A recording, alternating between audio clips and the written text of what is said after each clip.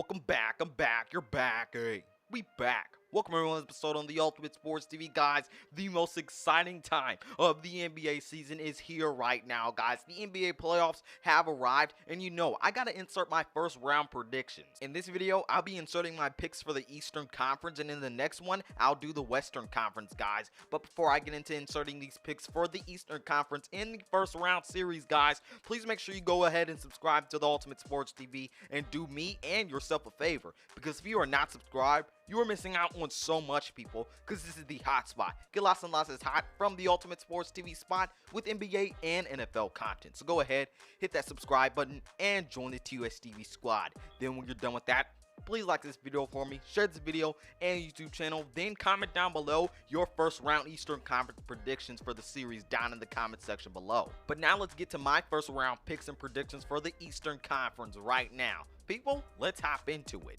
Alright, we're going to start this off with the 76ers versus the Washington Wizards, and I'm going to say the 76ers win this series in 5 games. I'll say they'll win it 4-1. And there's an X factor in this series, and it's kind of obvious. It's Joel Embiid. No one on the Wizards, none of their forwards, none of their centers are going to be able to guard Joel Embiid. They've had a hard time on defense this year, and it's not going to get any better when you have to deal with Joel Embiid. And we know for a long time, we've been asking the Sixers to get shooters around Joel Embiid, and they did that this offseason. When you have shooters around Joel Embiid who can also shoot but also dominate you in the paint, and he will in this series because the Wizards just have no one to stop him, you also have to respect the shooters that the 76ers have, like Tobias Harris, like Seth Curry, like Shake Milton, like Danny Green. They have shooters on this team, and when you have to worry about the outside but also have to worry about a dominant force on the inside with Joel Embiid, it's going to be a tough task for the Wizards, and in my opinion, it's going to be a task that they just cannot handle. So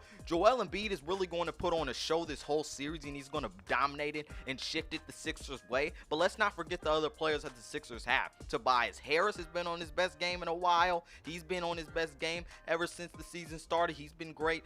Ben Simmons, we already know what he can do defensively and going to the rim and passing the ball. They have stars on this team. Like I said, they have shooters. They have the big man with Joel Embiid and Dwight Howard. They are going to win this series, and in my opinion, I just don't see how the Washington Wizards can guard them, especially even match them on the offensive end, because if you really think about it, they only realistically have 3 consistent players on the offensive end and really overall, and that's Roy Hachimura, that's Russell Westbrook, and that's Bradley Beal. They only have 3 really good consistent players. You have any other player on that team that can really show up any night, but their team is kind of inconsistent with the players on their roster. To me, again, the X factor in this series is Joel Embiid. He's going to dominate the series, and when you have the shooters that you have around Joel Embiid, it's really going to be hard for the Wizards to really match in this series. So I say the Sixers win this series 4-1 in 5 games. Moving on, I think the Nets defeat the Celtics in a 6-game series. I think they win this series 4-2. Now, there are 2 concerns I have about the Nets at this time in the point of at the point in the playoffs, and it's that, hey, they don't really play defense, and hey, Kyrie, KD, and James Harden, they've got to mesh together. They still have to build chemistry because they've only played 8 games together. So I think that does factor in to them really going into a 6-game series, because I believe there are kind of defensive holes that the Celtics can exploit with the playmakers that they have, knowing they have Robert Williams and they have Tristan Thompson, where the Nets are usually weak with their bigs not being able to defend the paint. And also, hey, Kyrie and James Harden do not play defense. So I think Kemba Walker leaves space for him to score some points and dominate on offense so far. So this is why I think it goes to a 6-game series, and we obviously know what Jason Tatum is going to do, but the Nets are too good. They're too much for anyone in the league right now, unless you're talking about the Lakers. They're just too good. There's too much firepower. Their offense is too unstoppable, and I have really nothing else to explain. The Nets are going to win this series. We all know it because they are too overpowered. So the Nets win the series in 6 games. Moving along, I think the Bucks defeat the Heat in a 6-game series. I think they win this series 4-2. Now, this is going to be different from last year. The Bucks are coming out hungry. They're coming out with revenge, and they have the exact players to try and do that. Like Drew Holiday said, this team is going to win just because they're just more talented this year. When you add PJ Tucker and Drew Holiday to this team, it's crazy because you add 2 great defenders in today's game, and you add 2 good shooters from outside. So when you're looking at the Heat, Yes, they're good at defense, but you have some inconsistent players on their team. Tyler Hero's been kind of non-existent this year. Kendrick Nunn has been on and off. Other than Bam Adebayo, Jimmy Butler, and Duncan Robinson, everybody else on that team has been kind of injured or been on and off.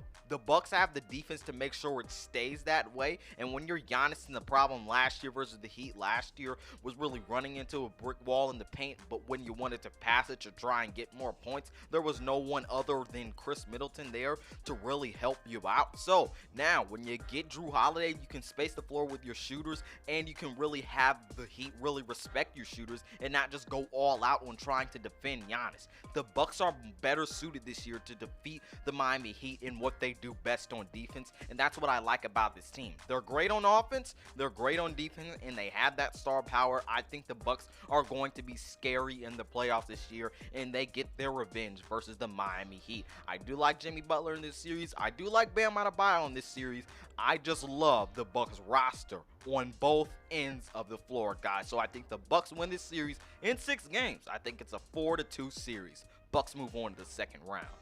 Rounding out this video with the last first round Eastern Conference prediction, guys, I got the Hawks defeating the Knicks 4-3 in a 7-game series. A lot of people have the Knicks winning this series. I do not. Now, look, I see a lot of similarities in both teams. They both have studs on both teams as the leaders of their teams in Trae Young and then Julius Randle for the Knicks. And then they've got their supporting cast. The Hawks have John Collins, Clint Capella, Bogdan Bogdanovic, Danilo Gallinari. They've got Lou Williams. They've got DeAndre Hunter. They've got a lot of guys on their supporting cast for Trae Young. And then you look at the Knicks.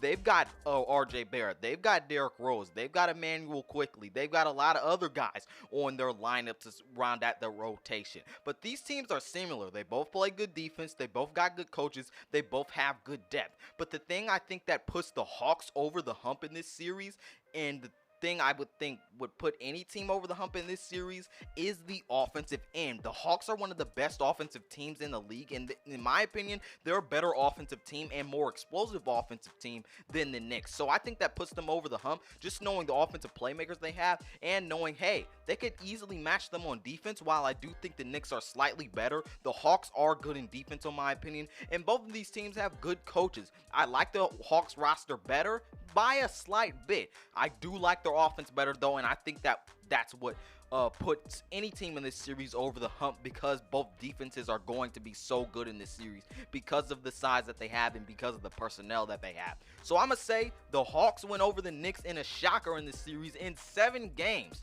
4-3, guys. But give me your playoff predictions for the first round in the Eastern Conference in the comment section below. Remember, I'll be coming out with my Western Conference prediction after this video, guys. Other than that, this is Malik Hicks, aka the Ranker, the Ultimate Sports TV, signing off. Peace out, and I'll see you in my next one.